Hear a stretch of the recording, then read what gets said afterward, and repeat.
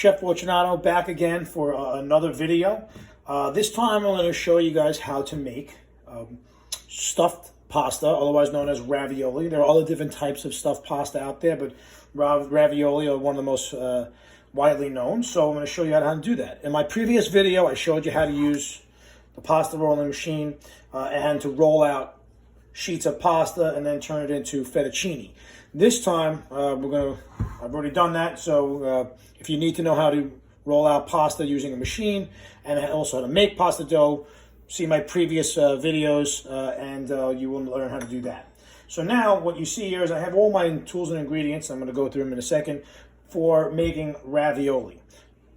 Obviously, the most important thing is pasta dough. So what you'll notice here is this is 1 pound of fresh pasta dough, and I've rolled it out into 4 individual sheets here. And what you do is, especially if you're working by yourself or you have limited space, you can't have 4 big long pieces of dough sprawled out all over the table. What you can do is you fold them up, make sure you layer in between each fold, you thoroughly flour it, and also some semolina flour. Semolina flour, I've discussed in previous videos, a special type of flour made from durum wheat. It's yellow, it has more of a coarse texture. And why this is so great for putting on top of your pasta is that it will prevent the pasta from sticking, but it will not absorb in. Because it's so coarse, it's almost like sand.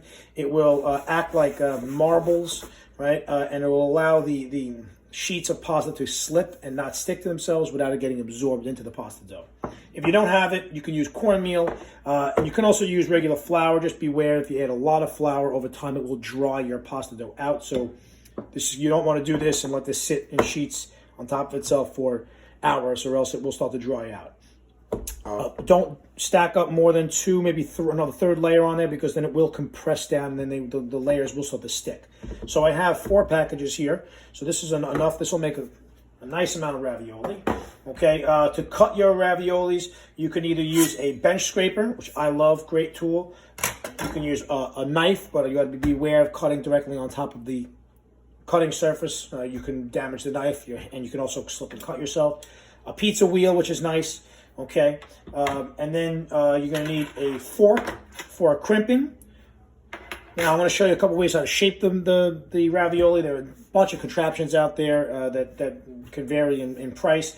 You want to do a good old-fashioned one. All you really need is just a fork and a knife, and I'll show you how to make square ones. If you want to make round ones, you'll need a circle cutter or a cookie cutter. I'm using one with fluted edges on it for a little decorative touch to it, but you don't need that. Okay, a pastry brush, a cup with a little bit of water, and that's going to help to glue our parts together, some flour, and some semolina.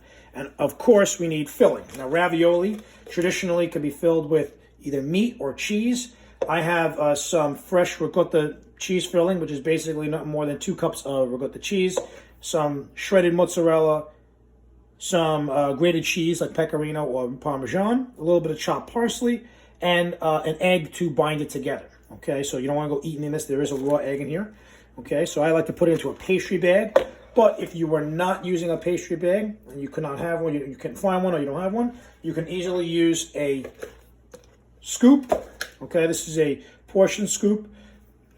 They're all the same sizes. You can use one of these, or you could just use a simple spoon. The spoon gets a little sticky and messy because you kind of got to push it off. So I prefer to use either the scoop or the pastry bag. Is the neatest and the quickest. And I'll show you how this is all done. So, first thing we want to do is we want to take our tools out of the way, give yourself some room to work, because this sheet can be quite long, depending on how much dough you have.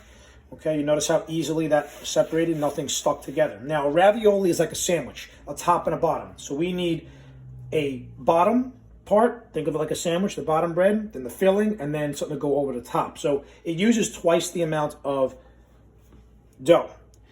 Also, something to take note on, right? I used this pasta rolling machine. They all have different varying thicknesses. This one goes all the way down to 7, but I did not go to 7. I stopped at 6. 17 seems to be a little too thin. So you want to make sure that if you go too thin, then you have paper, and these raviolis will bust open when they go into the boiling water. And then obviously if you go too thick, since you are sandwiching 2 layers, it'll be even that much thicker and you'll have a very dense, thick, chewy ravioli. So 6 I find on that machine tends to work the best. So I have my sheets of pasta here. You want to ensure that you have enough, okay, or half and half to go drape over. So you want to have a little more on one side. So what I'm going to do is this. I find the middle point, which is, here's my line right here. And what I'm going to do is I'm going to cut just a little more or less on one side. The reason why you need a little more is the top is going to be required to have a little extra dough because you have to go now over the cheese. So anticipate a little more, okay? And I'll show you how we can do this, right? So I have a lot of extra semolina here. So what I want to do is I want to brush off that extra. We don't want to have too much on there. You can also use a pastry brush to get that off. Okay, just so it doesn't stick. If you have a lot on there, then you'll be eating all that kind of raw flour. So you want to get all that off. And now I'm going to take my filling. Okay, my filling, again, in the bag, it works really well to do this. And I'm going to squeeze. You want to make sure you have about at least 2 fingers in between.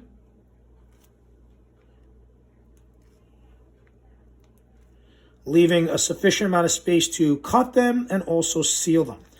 Sealing them is very important because if you do not, then once again, when these go into the boiling water, they will open up and then you'll have basically an empty pocket of dough with all the cheese floating in the water, and that you don't want.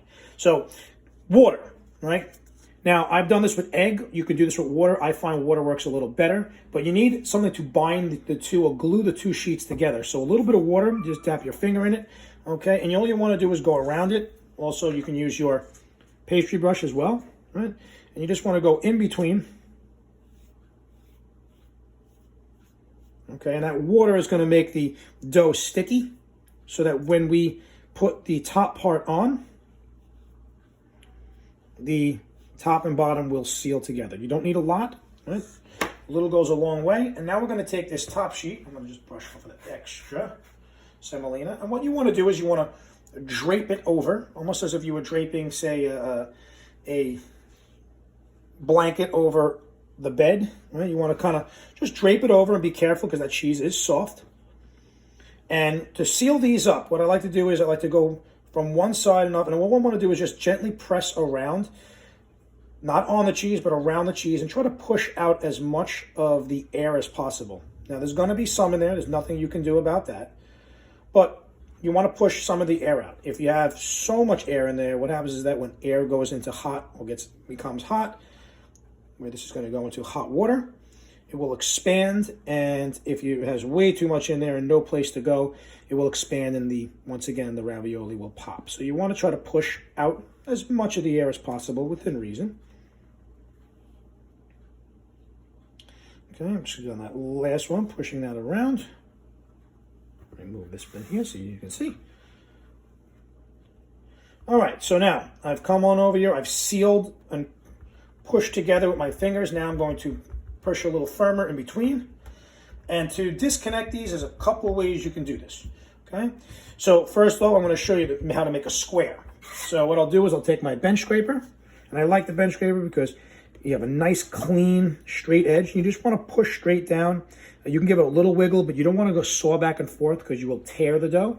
Now, all these extra pieces, don't throw them out, right? Since we did not use egg to seal them, and there's a very little bit of water, you can chop these up. And if anyone's ever heard of soup called stracciatella in Italian means torn rags. So you can just chop these little pieces up. They are now good for soup. You can boil them up and just cook them like regular pasta, although they will not have a distinct shape. Or what you can do is you could try to see if you have large enough pieces, and maybe you can get another ravioli out of it. So if this is a big piece, maybe you can do a top and bottom and get one out of it. So I never throw these out. You could always do something with it. Perfect for soup. So I'm going to cut in between and make sure you find the area, or split it right down the middle. You don't want to go very close to the cheese or else you will open it up. All right, now I'm going to take those. I'm going to find the space in between. I'll push right down again. Split that. And now what I'm going to do is I'm just going to trim any excess dough off. That's excess. We want to try to get them square, okay, without cutting too much off. And It's a nice hand pasta, and what we're going to do is we're going to take our fork, and we're going to use the fork to crimp the edges. So we're just going to press down all around. This does a couple things. It, once again, helps to seal that ravioli up good and tight, and it also gives it a nice little decorative edge. All right, that's how you do a square. You can also use a a pizza wheel, which works nice, and it's a good way to also do this quickly. But if you've never used a pizza wheel, sometimes you can be a little wobbly on it, so you can do that. So pizza wheel works. You just got to be careful that you're going straight and not going to wobble around, or else you can have very uneven lines. Okay, and then once again, I'll come on over and just push that. You don't want to push too hard, or else you can cut into the dough. All right, we just want to crimp it or give a little impression. When you're doing it like this, they will come out somewhat different shapes and sizes, but that's the beauty of it, right? They're not exactly the same shape and size. Now, to do a circle, circles will give you a little more uniformity when it comes to the shapes. So when you do a circle, they'll all be exactly the same size because you're using a formed cutter. Only problem is that you're going to have a little more waste. Right? You're going to have a lot more scrap here. So if you don't want to waste them, or you have no outlet for all these extra scraps, I would choose to go with the square, or else you're going to be left with a lot of leftover pasta dough that you're going to have to either throw out. So what you'll do is, very simply, push down, give a little turn.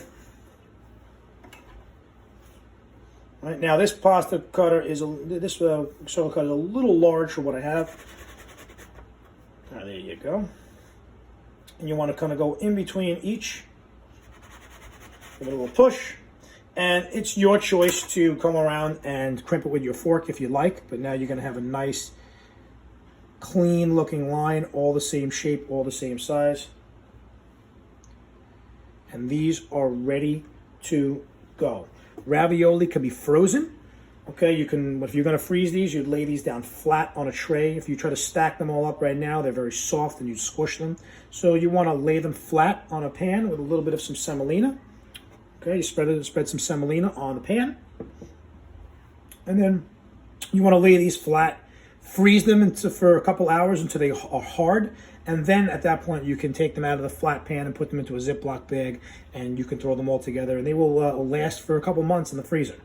All right, you can now put these in some hot boiling water. These will not take any longer than 3 to 4 minutes, and when they float, you are good to go. So you have a simple demo on how to make ravioli, either square or circle.